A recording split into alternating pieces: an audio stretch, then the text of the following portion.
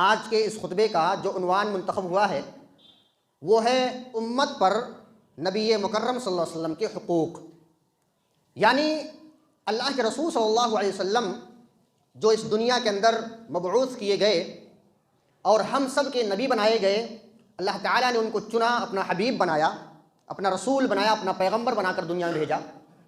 تو اب ان کے بھیجنے کے بعد ہم پر کیا حقوق بنتے ہیں کہ ہم نبی صلی اللہ علیہ وسلم کے ساتھ کس طرح برتاؤ کریں، ہم نبی کریم صلی اللہ علیہ وسلم کے ساتھ کس طرح کا رویہ اختیار کریں۔ تو آئیے دیکھتے ہیں کہ ہم پر اللہ کے رسول صلی اللہ علیہ وسلم کے چند حقوق عائد ہوتے ہیں، ہم پر لازم ہے، ضروری ہے۔ ان تمام حقوق میں سے آج صرف اس خطبے کے اندر صرف ایک حق کے بارے میں بیان کیا جائے گا، اور وہ حق کیا ہے؟ سب سے پہلا وہ یہ ہے کہ ہمیں چاہیے کہ چونکہ اللہ رب العالمین نے ان کو رسول بنا کر بھیجا ہے تو ہمیں چاہیے کہ ہم جس طرح اللہ پر ایمان لاتے ہیں ہم اللہ کے رسول صلی اللہ علیہ وسلم پر بھی ایمان لائیں۔ اس کا فائدہ کیا ہوگا؟ فائدہ یہ ہوگا جب تک ہمارا ایمان نہیں ہوگا ہم ان کو رسول کیسے مانیں گے؟ ہمارا ایمان ہی نہیں ہے تو ہم رسول کیسے مانیں گے؟ لہذا ہمارا ایمان سب سے پہلے ہونا چاہیے کیا؟ کہ یہ اللہ کے رسول ہیں، اور جب ہم یہ بات مان لیں گے تو ان کی ہر بات کو وحی الہی سمجھ کر ہم قبول کر لیں گے، ایکسیپٹ کر لیں گے۔ ہمارے سامنے کوئی صحیح حدیث پیش کی جائے گی تو ہم یہ غور کریں گے کہ نہیں اس کو ماننا ہے، اس کو ایکسیپٹ کرنا ہے، اس کو قبول کرنا ہے، اس لیے کہ یہ جناب محمد رسول اللہ صلی اللہ علیہ وسلم کی حدیث ہے، نبی کریم صلی اللہ علیہ وسلم کی بات ہے، نبی صلی اللہ علیہ وسلم کا فرمان ہے، کیونکہ نبی صلی اللہ علیہ وسلم اللہ تبارک و تعالیٰ کے میسنجر اور اس کے رسول ہیں۔ اللہ تبارک و تعالیٰ نے اپنے پیغام کو بھیجے، اپنے پیغام کو دنیا والوں کو بتانے کے لیے رسولوں کا سلسلہ جاری کیا، اور انہی کی آخری کڑی ہم سب کے رسول جناب محمد رسول اللہ صلی اللہ علیہ وسلم ہے کہ اللہ تبارک و تعالیٰ اپنا پیغام جبرائیل صلی اللہ علیہ وسلم کے ذریعے سے محمد صلی اللہ علیہ وسلم تک پہنچاتا ہے، اور محمد صلی اللہ علیہ وسلم کی زبان سے جو بات نکلتی ہے وہ حق ہوتی ہے، وہ سچ ہوتی ہے، وہ وحی الہی ہوتی ہے۔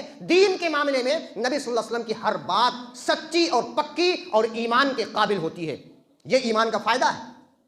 ہمارے معاشرے کے اندر اگر دیکھا جائے، ہمارے معاشرے کے اندر، تو آپ کیا کہیں گے؟ اس سوال کا جواب کیا دیں گے؟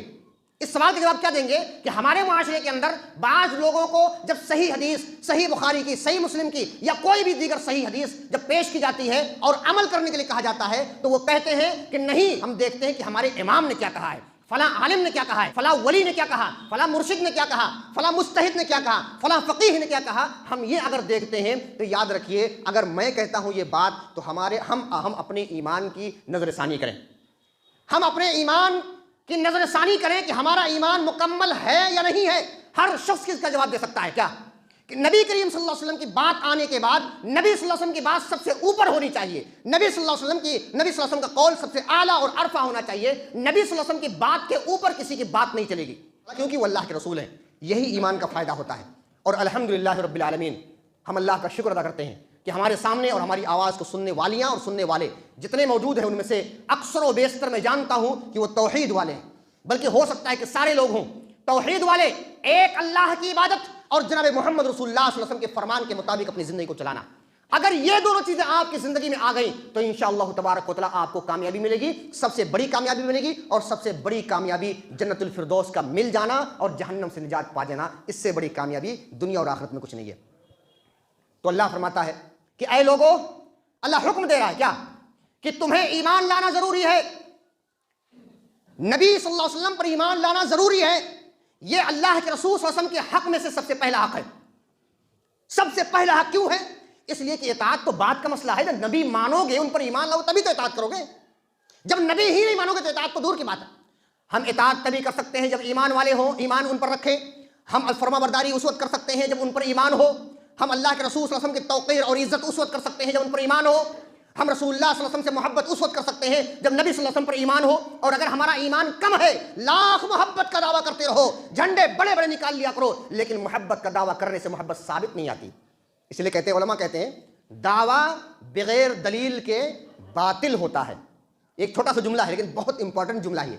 دعویٰ بغیر دلیل کے باطل ہوتا ہے۔ تمہارا دعویٰ ردی کو ٹوکری میں پھینک دیا جائے گا اگر تمہارے پاس دلیل نہیں ہے، تمہارے پاس قول رسول نہیں ہے، تمہارے پاس اللہ کا فرمان نہیں ہے۔ اور یہی معاملہ دنیا کے اندر، آپ کسی کورٹ کچہری کے اندر چلے جائیے، ایک وکیل ہے جو سارے کاغذات، سارے دلائل، سارے پروف لے کر بیٹھا ہوا ہے، ایک وکیل ہے جو کچھ بھی لے کر بیٹھا نہیں ہوا۔ اگر وہ وکیل کہتا ہے کہ اس نے تو یہ تو فلاں ہوٹل میں تھا، یہ تو اس نے مرڈر نہیں کیا، ایسا کیا ویسا کیا، تو وہ جج پوچھے گا آپ دلیل پیش کیجئے۔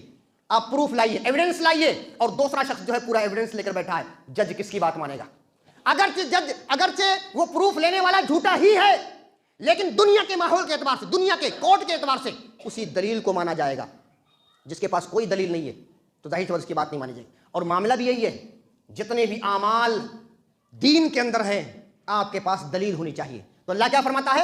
اے لوگو، اللہ حکم دے رہا ہے، اے لوگو، یہ نبی صلی اللہ علیہ وسلم پر ایمان لانا سب سے پہلے ضروری ہے، اور نبی صلی اللہ علیہ وسلم کے حقوق میں سے سب سے پہلا حق اللہ کے رسول صلی اللہ علیہ وسلم پر ایمان ہے۔ اگر ایمان نہ ہو تو بہت سارے مفاسد ہو جاتے ہیں، بہت ساری چیزیں ہمارے سامنے نظر آتی ہے اگر ایمان کے اندر کمزوری ہوتی ہے۔ اللہ فرماتا ہے اے لوگو وآمنو، اللہ حکم دے رہا ہے اللہ پر ایمان لاؤ، رسول اللہ صلی اللہ علیہ وسلم پر ایمان لاؤ، والنور الذی انزلنا، اور اس نور پر ایمان لاؤ جو اللہ تبارک و تعالی نے نازل کی ہے۔ جو میں ابھی بولا ہوں والنور الذی انزلنا، غور کیجئے، والنور الذی انزلنا، اس نور پر ایمان لاؤ جو اللہ تبارک و تعالی نے نازل کی ہے، چاہے کم پڑھا لکھا ہو چاہے زیادہ پڑھا لکھا ہو، ہر شخص اس کا ترجمہ اور تشریح جانتا ہے کہ والنور الذی انزلنا، جو اللہ تعالیٰ کہتا ہے کہ اس نور پر ایمان لاؤ جو اللہ نے نازل کیا ہے، اللہ تبارک و تعالی نازل کر رہا ہے، ظاہر کی بات ہے وہ قرآن کے علاوہ اور کیا ہے؟ قرآن کو نور کہا گیا ہے، قرآن نور ہے۔ بعض لوگ کہتے ہیں نہیں، نور سے مراد نبی صلی اللہ علیہ وسلم ہے، اللہ کہہ رہا ہے۔ اب بتاؤ، نبی صلی اللہ علیہ وسلم کو اللہ نے نازل کیا ہے کیا اوپر سے؟ کہ حضرت آمنہ، حضرت بی بی آمنہ سے پیدا ہوئے، حضرت عبداللہ سے پیدا ہوئے، ان کے دادا تھے، ان کے بیٹے تھے، ان کی بیٹیاں تھیں، تو کہنے کی بات یہ اللہ نے ان کو نازل نہیں کیا کہیں سے، بلکہ اللہ نازل کر رہا ہے، قرآن کو نازل کر رہا ہے، تنزیل من رب العالمین، رب العالمین کی طرف سے قرآن اتر رہا ہے۔ واللہ بما تعملون خبیر، اور جو کچھ تم کر رہے ہو اللہ رب العالمین جانتا ہے۔ تو پہلی چیز کیا ہوئی؟ اللہ تبارک و تعالی حکم دے رہا ہے کہ اللہ کے رسول صلی اللہ علیہ وسلم کے حقوق میں سے پہلا حق جو ہے وہ نبی صلی اللہ علیہ وسلم کا کما حقہ ایمان لایا جائے، نبی صلی اللہ علیہ وسلم پر ایمان لایا جائے۔ اس کے بعد ایک بات اور ہے، دنیا کی ساری انسانیت کے لیے جناب محمد رسول اللہ صلی اللہ علیہ وسلم نبی بنا کر بھیجے گئے۔ کوئی کہہ نہیں سکتا، یہودی آج کے دور کا یہودی نہیں کہہ سکتا کہ ہمارے نبی وہی ہیں، ہم انہی کو مانیں گے اور وہ کامیاب ہو جائے، ایسا نہیں ہے۔ آج کے دور کا کوئی عیسائی، کوئی کسی بھی دھرم کا ہو، کسی بھی دھرم کا ہو، بلکہ ہم تو یہ بھی کہیں گے کسی بھی مسلک کا ہو، کسی بھی مسلک کا ہو، جب تک وہ محمد رسول اللہ صلی اللہ علیہ وسلم کو مان نہیں لے گا، ان کو رسول نہیں مان لے گا اور ان پر ایمان نہیں لائے گا، تب تک وہ جنت کا مستحق نہیں ہو سکتا۔ اللہ کیا فرماتا ہے؟ وَمَا أَرْسَلْنَاكَ إِلَّا كَافَّةً لِلنَّاسِ بَشِيرًا وَنَذِيرًا وَلَكِنَّ أَكْثَرَ النَّاسِ لَا يَعْلَمُونَ۔ اے لوگو، ہم نے اس رسول کو دنیا کی ساری انسانیت کے لیے بھیجا ہے، رسول بنا کر بھیجا دنیا کی ساری انسانیت کے لیے۔ کیا بھیجا؟ کیا کر کے؟ بشیرا و نذیرا، خوشخبری دینے والا اور ڈرانے والا بنا کر بھیجا۔ ولیکن اکثر الناس لا یعلمون، لیکن اکثر لوگ جانتے نہیں، یا جاننے کی کوشش نہیں کرتے، یا تو جانتے نہیں، یا تو جاننے کی کوشش نہیں کرتے، یا جاننے کے باوجود اس پر عمل نہیں کرتے، جاننے کے باوجود ایمان نہیں لاتے، جاننے کے باوجود ان کو رسول ماننے کے لیے تیار نہیں۔ کیا فرمایا اللہ نے؟ اللہ نے ساری انسانیت کے لیے صرف ایک رسول بنایا، اس کے بعد نہ وہ پہلے کے انبیاء گزر چکے، اب آخری نبی کو جو بنایا نا وہ ساری انسانیت کے لیے بنایا۔ ہم جانتے ہیں پہلے کے نبی جو ہوتے تھے وہ کسی ایک علاقے کے لیے ہوتے تھے، کسی ایک گاؤں کے لیے ہوتے، کسی ایک بستی ایک قریہ کے لیے ہوتے تھے، اور ان کی نبوت بھی کچھ دن کے لیے ہوتی تھی، اس کے بعد دوسرا نبی آتا تھا، پھر تیسرا نبی آتا تھا۔ لیکن اللہ کے رسول صلی اللہ علیہ وسلم کو ایک کوالٹی دی، اور وہ کوالٹی کیا ہے کہ نبی صلی اللہ علیہ وسلم کو قیامت کے آنے تک، اس وقت سے لے کے قیامت تک اللہ تبارک و تعالیٰ نے ان کو رسول بنایا۔ اس رسول کو سب سے اونچا سمجھو، اس رسول کو سب سے عرفہ سمجھو، اس رسول کو اپنے باپ سے زیادہ، اپنی ماں سے زیادہ محبت کرو، اس رسول پر ایمان لاؤ۔ اس رسول کا قول اگر پیش ہو جائے تو کسی امام، کسی مفتی اور کسی مجتہد اور کسی فقیہ کا قول پیچھے چھوڑ دو، جناب محمد رسول اللہ صلی اللہ علیہ وسلم کی بات مان لو۔ یہی تو ہم کہتے ہیں، اس کے علاوہ کیا کہتے ہیں؟ لیکن پھر بھی لوگوں کے اندر جو مشہور ہے وہ ساری چیزیں افواہیں اور غلط چیزیں جو ہے افوات اور افواہ پھیلی ہوئی ہے، یہ تو ایسے، یہ تو ایسے۔ ہم تو کہتے ہیں جناب محمد رسول اللہ کی مانو، اور عبادت کے معاملے کے اندر جتنے مراسم عبودیت ہیں، عبادت کے جتنے طریقے ہیں، وہ اللہ رب العالمین کی ہونی چاہیے، طریقہ رسول اللہ کا اور عبادت اللہ رب العالمین، یہی تو ہم کہتے ہیں۔ اللہ فرماتا ہے کہ ہم نے ساری انسانیت کا رسول بھیجا، اور یہ نبی صلی اللہ علیہ وسلم کی کوالٹی ہے۔ ایسی کوالٹی کسی کو نبی صلی اللہ علیہ وسلم کے علاوہ نہیں ملی، کسی کو۔ نبی صلی اللہ علیہ وسلم نے فرمایا مجھے اللہ تبارک و تعالیٰ نے ساری انبیاء پر 6 فضیلتیں دی ہیں۔ آپ جانتے ہیں دوسری حدیثوں میں 5 بھی ہے، کسی میں ہو سکتا ہے زیادہ بھی ہو، لیکن اس میں 6 چیزیں ہیں۔ نبی صلی اللہ علیہ وسلم نے فرمایا پہلا کیا؟ نبی صلی اللہ علیہ وسلم کی فضیلت، ہم سب کے نبی جن سے ہم بہت زیادہ محبت کرتے ہیں الحمدللہ رب العالمین، اور ہم دعا بھی کرتے ہیں کہ اللہ تبارک و تعالیٰ ہم سب کے دلوں میں جناب محمد رسول اللہ صلی اللہ علیہ وسلم کی محبت پیدا فرما دے، آمین۔ ہم دعا بھی کرتے ہیں۔ اللہ کے رسول صلی اللہ علیہ وسلم نے فرمایا 6 چیزیں۔ پہلا کیا؟ فضلت علی الانبیاء ب6، 6 چیزوں پر سارے انبیاء پر مجھے فضیلت دی گئی ہے۔ پہلا کیا ہے؟ اوتیت جوامع الکلم، مجھے جوامع الکلم دیا گیا. غور کیجیے گا اس میں، مجھے جوامع الکلم عطا کیا گیا. یہ جوامع الکلم کیا ہے؟ جوامع الکلم، جامع کے جمع جوامع، ایک چھوٹا سا جملہ بول کر بہت ساری مرادیں ہوتی ہیں اس کی. جملہ بولیں گے چھوٹا، مراد بڑی لمبی ہوگی. مثال کے طور پہ 2 جملے، لا الہ الا اللہ محمد الرسول اللہ، یہ 2 جملہ ہے اللہ تبارک و تعالیٰ کے بارے میں، محمد رسول اللہ صلی اللہ علیہ وسلم کے بارے میں. لا الہ الا اللہ ایک چھوٹا سا جملہ، آپ بتائیے اس میں کتنے حروف ہوں گے؟ زیادہ سے زیادہ 10-12 حرف ہوں گے. بس ایک جملہ لا الہ الا اللہ، آپ یقین کرو 2-2 3-3 100 صفحے کی کتاب صرف لا الہ الا اللہ موجود ہے. کتاب التوحید دیکھ لیجیے آپ، کتاب التوحید تقریباً پورے دنیا میں سینکڑوں کتاب التوحید لکھی گئی، توحید کے مسائل بے شمار لکھے گئے. کہاں سے آیا یہ لا الہ الا اللہ کا جملہ اتنا لمبا کیسے ہو گیا؟ لیکن ہاں ایسا ہے نبی صلی اللہ علیہ وسلم کے جوامع الکلم عطا کے. دوسرا کیا؟ دوسرا یہ ہے نصرت بالرعب، رعب، داب، دبدبا، خوف اور ڈر کے ذریعے سے میری مدد کی گئی. حدیث میں آتا ہے نبی صلی اللہ علیہ وسلم اگر 1 مہینے کی مسافت پر ہوں، ابھی اس جگہ پر پہنچتے ہوئے نبی صلی اللہ علیہ وسلم کو 1 مہینہ لگے گا، تو آج ہی سے دشمن خوف کے مارے تھراتا تھا. یہ کوالٹی جو دیگر انبیاء کو نہیں دی، نبی کریم صلی اللہ علیہ وسلم کو ملی. کیا کہا؟ وَنُصِرْتُ بِالرُّعْبِ. اللہ فرماتا ہے سَنُلْقِي فِي قُلُوبِ الَّذِينَ كَفَرُوا الرُّعْبَ بِمَا أَشْرَكُوا بِاللَّهِ. کافروں کے دل میں اللہ تعالیٰ نے رعب اور دبدبا مسلمانوں کا، نبی مکرم صلی اللہ علیہ وسلم کا، صحابہ کا، توحید والوں کا ڈال دیا ہے. کافروں کیوں ڈالا؟ وَبِمَا أَشْرَكُوا بِاللَّهِ، اس لیے کہ وہ اللہ تعالیٰ کے ساتھ کیا کرتے ہیں؟ شرک کرتے ہیں. اللہ تعالیٰ سے کی جو عبادت کرنی چاہیے وہ کسی اور کے سامنے کرتے ہیں. تو شرک کرنے والے کے دل میں ایک قسم کا رعب دبدبا مسلمانوں کا جو توحید پرستوں کا ہوتا ہے. اور یہی وجہ ہے کہ آج ہمارے کچھ مسلمانوں کے دلوں میں بہت رعب دبدبا، چھوٹی سی کوئی چیز حکومت کے تعلق سے ہو جائے نا تو سر پہ اٹھا لیا جاتا ہے. یہ خوف کہاں سے آیا؟ یہ خوف کہاں سے آیا؟ نبی صلی اللہ علیہ وسلم نے کیا فرمایا؟ رعب کے ذریعے سے میری مدد کی گئی، یعنی مسلمانوں کی، نبی صلی اللہ علیہ وسلم کی، صحابہ کی، رعب کے ذریعے سے. آج بڑے افسوس کے ساتھ میں کہنا چاہوں گا، بڑے افسوس کے ساتھ، مسلمانوں کا شاید ہی کوئی محلہ ہو جہاں پر قبریں اونچی نہ بنائی جاتی ہوں، جہاں قبریں پکی نہ کی جاتی ہوں، جہاں پر قبروں پر پھول مالا اور چادریں نہ چڑھائی جاتی ہوں، اور جہاں پر اولادت طلب نہ کی جاتی ہوں، جہاں پر روزیاں نہ مانگی جاتی ہو، جہاں بارش طلب کی دعائیں نہ کی جاتی ہو. اس کے علاوہ بے شمار چیزیں وہاں نہ کی جاتی ہوں. اور بسا اوقات آپ نے کئی مرتبہ اپنی آنکھوں سے دیکھا ہوگا، اپنی ظاہری آنکھوں سے دیکھا ہوگا، سجدہ کرتے ہوئے بھی دیکھا ہے، رکوع کرتے ہوئے دیکھا ہے، ادب کے ساتھ ہاتھ باندھ کر کھڑے ہوتے ہوئے دیکھا ہے. آج وجہ یہی ہے، اللہ تعالیٰ کے ساتھ شرک کرنے کی وجہ سے آج مسلمانوں کے بعض لوگوں کے اندر اللہ تبارک و تعالیٰ نے خوف اور دبدبا ڈال دیا ہے. اور تیسری چیز کیا ہے؟ وَحُلَّتْ لِيَ الْغَنَائِمُ. مال غنیمت کو پہلے حرام کیا گیا تھا، اللہ کے رسول صلی اللہ علیہ وسلم کے زمانے میں اللہ کے رسول صلی اللہ علیہ وسلم کے لیے مال غنیمت کو حلال کر دیا گیا. اور ایک چیز اور، وَجُعِلَتْ لِيَ الْأَرْضُ طَهُورًا وَمَسْجِدًا. پوری زمین کو اللہ تبارک و تعالیٰ نے کیا پاک کر دیا اور مسجد بنا دیا. آپ کہیں مسجد سے دور ہو، اپنے کھیت میں ہو، بہت سارے لوگ کیا نمازوں اوقات میں مچھلیاں مارتے ہیں.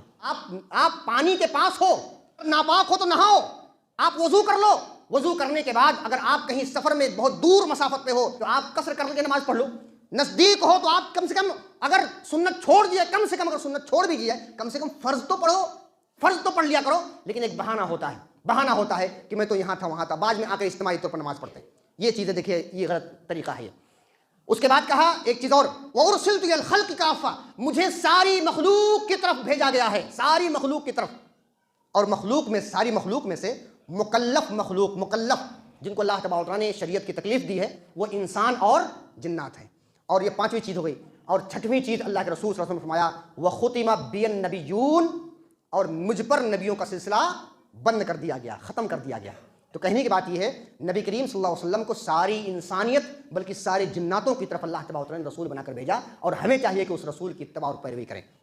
صحابہ کے ایمان کے تعلق سے اگر نہ کہا جائے تو ظاہر سی بات وہ مثالیں باقی رہ جاتی ہیں. ایمان کے تعلق سے بات چلی، کیونکہ حقوق میں سے جو سب سے پہلا حق ہے وہ اللہ کے رسول صلی اللہ علیہ وسلم پر ایمان لانا ہے. آئیے دیکھتے ہیں ابو بکر صدیق رضی اللہ عنہ کا ایمان کیسا تھا نبی صلی اللہ علیہ وسلم پر. غور کیجیے گا، حضرت عائشہ فرماتی ہیں کہ نبی کریم صلی اللہ علیہ وسلم کو مکہ سے، مفہوم بیان کر رہا ہوں، حدیث کا صحیح حدیث ہے، مکہ سے لے کر مسجد اقصیٰ تک لے جایا گیا. اور جب اللہ کے رسول صلی اللہ علیہ وسلم صبح واپس آئے تو صبح ہونے کے بعد لوگوں سے عرض کیا کہ آج رات میں ایسا معاملہ ہوا ہے. کہتے ہیں حدیث کے اندر، حدیث کے الفاظ کہتے ہیں بعض لوگ مسلمان ہو گئے تھے لیکن یہ اٹپٹی ان کو بات لگی، ایسا کیسے ہو سکتا ہے، یہ اٹپٹی بات لگی کہ وہ مرتد ہو گئے، اور دوڑے بھاگے ابو بکر صدیق کے پاس آئے اور کہا اے ابو بکر آج تمہارے ساتھی کیا کہہ رہے ہیں، کچھ خبر ہے؟ کہا کیا کہہ رہے ہیں؟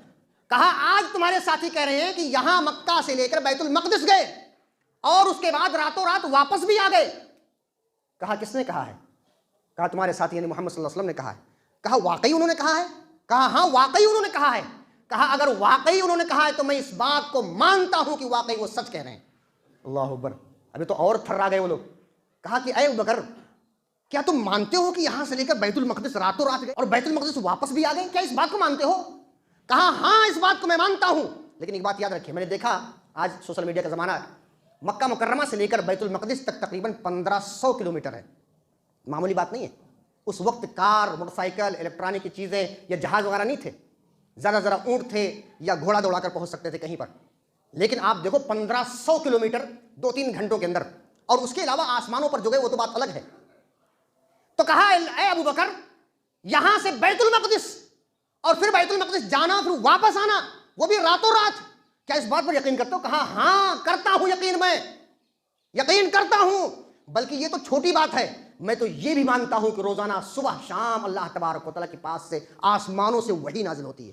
یہ تو تم بیت المقدس کہہ رہے ہو 1500 کلومیٹر، لاکھوں کلومیٹر دور، لاکھوں کلومیٹر دور آسمانوں سے اللہ تبارک و تعالیٰ کا پیغام صبح شام نبی صلی اللہ علیہ وسلم پر آتا ہے۔ میں یہ بھی تسلیم کرتا ہوں، یہ بھی مانتا ہوں۔ یہ تھا حضرت ابوبکر صدیق ان کا ایمان۔ اور آج ہمارے معاشرے کا ایمان یہ ہے کہ اگر رسول اللہ صلی اللہ علیہ وسلم کی جانب منسوب کر کے کوئی بات صحیح طور پر، سچے طور پر، صحیح بخاری، صحیح مسلم یا دیگر صحیح حدیثوں سے آپ کے سامنے دکھا دی جائے، اگر ہمارے من کے مطابق تو ہم مانیں گے، من کے مطابق نہیں ہے تو نہیں مانیں گے۔ یہ ہمارا ماحول ہے۔ تو وہ صحابہ کا ایمان اور ہمارا ایمان تھوڑا سا جائزہ لینے کی ضرورت ہے، نظر ثانی کرنے کی ضرورت ہے، گریبان میں جھانکنے کی ضرورت ہے، اور ہم سب کو چاہے میں بھی اپنے گریبان میں جھانکوں ایمان کے تعلق سے، اور آپ سب بھی جائیں، اور میری آواز جہاں تک پہنچ رہی ہے وہ سب لوگ اپنے اپنے گریبان میں جھانکیں کہ واقعی نبی صلی اللہ علیہ وسلم سے محبت اور نبی صلی اللہ علیہ وسلم پر ایمان رکھتے ہیں ہم۔ اس کے علاوہ دیکھیے حضرت ابو دہداہ کا واقعہ غالباً آپ نے سنا ہوگا۔ حضرت ابو دہداہ رضی اللہ عنہ کا واقعہ ایک ایمان افروز واقعہ، مفہوم ہے، حدیث صحیح ہے۔ ایک صحابی آئے نبی صلی اللہ علیہ وسلم کے پاس اور کہا اے اللہ کے رسول صلی اللہ علیہ وسلم، فلاں کا ایک کھجور کا درخت ہے، میں اس کے سہارے اپنی دیوار کھڑی کرنا چاہتا ہوں، اے اللہ کے رسول صلی اللہ علیہ وسلم وہ کھجور کا درخت ہمیں دلوا دیجئے تو ہمارا کام بن جائے۔ اللہ کے رسول صلی اللہ علیہ وسلم اس کھجور کے مالک سے کہا کہ اے وہ شخص، یہ کھجور کا درخت دے دو، اس کے بدلے جنت میں کھجور کا درخت لے لو۔ اس نے انکار کر دیا، کہا نہیں، انکار کر دیا۔ حضرت ابو الدہداہ رضی اللہ عنہ اس واقعے کو جان گئے اور ان کے پاس ایک باغ تھا کھجوروں کا، وہ مالک کے پاس آئے، کہا اے وہ شخص جس کھجور کے درخت کو جناب محمد رسول اللہ صلی اللہ علیہ وسلم خریدنا چاہ رہے تھے، وہ ایک کھجور کا درخت مجھے دے دو، میں اپنا پورا باغ تمہیں دیتا ہوں۔ اللہ اکبر، پورا باغ دے دیتا ہوں میں تمہیں، اور اس باغ میں جتنی بھی ہو، 200 کھجور، 300 کھجور، جتنے بھی ہو، ایک کھجور کا درخت دو، میں تمہیں پورا باغ دے دوں گا۔ اب ظاہر سی بات ہے کون نہیں دے گا۔ کہا ٹھیک ہے لے جاؤ۔ خرید کرائے، خوش ہو کر، ایسا نہیں نقصان کر کے، خرید کرائے اللہ کے رسول صلی اللہ علیہ وسلم کے پاس۔ کہا اے اللہ کے رسول صلی اللہ علیہ وسلم، میں نے اپنا پورا باغ دے کر ایک کھجور کا درخت خرید لیا ہے، یہ اللہ کے رسول صلی اللہ علیہ وسلم، یہ کھجور کا درخت میں آپ کو ہدیہ کرتا ہوں، آپ اس ضرورت مند کو دے دیجئے۔ اللہ کے رسول صلی اللہ علیہ وسلم اتنا خوش ہوئے، اتنا خوش ہوئے اس بات پر، کہا ابو دہداہ تمہارے لیے جنت کے اندر خوشے لگے ہوئے ہیں، تمہارے لیے جنت کے اندر خوشے لگے ہوئے ہیں۔ بات کئی مرتبہ اللہ کے رسول صلی اللہ علیہ وسلم نے فرمائی، جنت کے اندر خوشے لگے ہوئے ہیں تمہارے لیے۔ خوشہ مطلب وہ جسے انگور کا گچھا ہوتا ہے اور کھجور کا گچھا ہوتا ہے، وہ خوشے لگے ہوئے تمہارے لیے جنت میں۔ یہ دوڑتے دوڑتے آئے، ابو دہداہ رضی اللہ عنہ کی جو بیوی تھیں وہ اسی باغ میں ابھی تک اسی باغ میں کچھ کام کر رہی ہوں گی، آئے اور پکارا، کہا اے ام دہداہ، اس باغ سے نکل کر واپس آ جاؤ، میں نے اس پورے باغ کو جنت میں ایک کھجور خریدنے کے لیے بیچ دیا ہے۔ اللہ اکبر، ایک کھجور خریدنے کے لیے بیچ دیا ہے۔ عورت سے کہہ رہے ہیں، اب ہماری اور آپ کی عورتیں ہوتی تو اس بات پر کیا کہتی ہیں؟ ارے پاگل ہو گیا کیا؟ یا جو بھی آپ اپنا اپنا دیکھ سکتے ہیں اپنے اپنے گھر کے اعتبار سے، ہماری عورت کیا کہہ سکتی ہے؟ صحابیہ نے کیا فرمایا؟ دیکھیں ایمان کی بات چل رہی ہے۔ صحابیہ نے فرمایا، ام دہداہ نے فرمایا، اے ابو دہداہ، واقعی تم نے فائدے مند سودا کیا ہے، واقعی تم نے فائدے والا سودا کیا ہے، واقعی تمہیں فائدہ پروفٹ والا سودا تم نے کر دیا۔ اور اس کے بعد باغ سے واپس آ گئی۔ ایک آخری چھوٹا سا واقعہ کہ بات ختم ہوتا ہوں ایمان کے تعلق سے۔ حضرت خباب بن ارت رضی اللہ عنہ کہتے ہیں زمانے جاہلیت کے اندر لوہار کا کام کرتے تھے، لوہا وغیرہ کا کام کرتے تھے۔ عاص بن وائل جو کافر تھا، اس نے کچھ پیسہ لے لیا تھا ان سے اسی وقت۔ ایک مرتبہ کی بات ہے، یہ آئے اپنا پیسہ واپس لینے کے لیے، حضرت خباب جو ہے آئے اور کہا آس بن وائل میرا پیسہ جو باقی تھے وہ دے دو مجھے. کہا اس نے کیا کہا؟ لا اعطیتا حتی تکفر بمحمد صلی اللہ علیہ وسلم. اے خباب میں تمہیں پیسہ اس وقت تک نہیں دے سکتا جب تک کہ محمد صلی اللہ علیہ وسلم کے ساتھ کفر نہ کر دو، ان کا انکار نہ کر دو، ان پر ایمان رکھنا چھوڑ نہ دو. اور جب چھوڑ دو گے ایمان رکھنا تو میں تمہیں پیسہ دے دوں گا. اس بات سے آج ہمارے معاشرے کے اندر اور اپنے گریبانوں کے اندر ہم لوگ جھانکیں. اگر ہمارا کوئی پیسہ مثال کے طور پہ 1 لاکھ روپے باقی ہے، کوئی اگر وہ نہیں دیتا ہے اور وہ کہے کہ میں تمہیں اس شرط پر دوں گا کہ 1 مہینے کی نماز چھوڑ دو، تو ہم میں سے کتنے لوگ نماز چھوڑ دیں گے؟ نماز تو ویسے بھی بیچارے نہیں پڑھتے، تو چھوڑیں گے کیا؟ اچھا جو نہیں پڑھتے وہ کیا چھوڑیں گے؟ اگر ہم سے کوئی کہے تمہارا 1 لاکھ روپیہ میں اس وقت دوں گا جب 20 دن کی نماز 10 دن کی نماز چھوڑ دو تم، بس یہی ہماری شرط ہے، بس یہ شرط. اور تم کو یہ کون سی شرط؟ کہا نہیں ہماری شرط یہی ہے، ہم تمہیں 10 دن کی نماز چھوڑو 20 دن کی 1 مہینے کی ہم تمہیں فوراً 1 لاکھ روپے دے دیں گے. تو ہمارا ایمان کیسا ہوگا، ہمارا طور طریقہ کیسا ہوگا، اور اس وقت کے صحابی کا طور طریقہ کیا ہے؟ کیونکہ ہمارے لیے معیار جو نہیں ہے، قرآن و حدیث کے سمجھنے کے معیار جو ہے فہم، وہ صحابہ کا فہم ہے. صحابہ نے کیسے ایمان قبول کیا، صحابہ کیسے، کیا کہتے ہیں وہ کیا کہتے ہیں؟ خباب انہوں نے کہا کہ میں تمہیں ہرگز پیسہ نہیں دوں گا جب تک کہ تم محمد صلی اللہ علیہ وسلم کا انکار نہیں کرو. انہوں نے کہا لا حتی یمیتک اللہ ثم تبعث، میں تب تک کفر نہیں کروں گا، میں تب تک محمد صلی اللہ علیہ وسلم پر ایمان نہیں چھوڑوں گا کہ یہاں تک کہ اللہ تجھے مار ڈالے، دوبارہ زندہ کرے، تب بھی میں ایمان چھوڑ نہیں چھوڑوں گا، تب بھی میں اللہ کے رسول صلی اللہ علیہ وسلم کے ساتھ کفر نہیں کروں گا. تو اس نے بھی ظاہر سی بات کافر ہے، وہ جو من آتا کہتا ہے. اس نے کہا تو ٹھیک ہے مجھے بھی چھوڑ دو، مجھے بھی چھوڑ دو یہاں تک کہ میں مر جاؤں، مرنے کے بعد پھر زندہ کیا جاؤں، اور پھر دوبارہ زندہ کیے جانے کے بعد مال اور اولاد 2 چیزیں جب مجھے اللہ دے گا تب میں تمہیں بھی قرضہ لوٹا دوں گا. یہ ایمان کیا کہا؟ لا اکفر، میں کفر نہیں کر سکتا، میں نبی صلی اللہ علیہ وسلم پر ایمان چھوڑ نہیں سکتا، میں نبی صلی اللہ علیہ وسلم کے ساتھ دغا بازی نہیں کر سکتا، میں نبی صلی اللہ علیہ وسلم کی اطاعت فرمانبرداری چھوڑ نہیں سکتا. تو آج کے اس خطبے کے اندر صرف ایک چیز بتائی گئی ہے کہ نبی کریم صلی اللہ علیہ وسلم کے حقوق میں سے جو پہلا حق ہے وہ نبی کریم صلی اللہ علیہ وسلم پر ایمان لانا.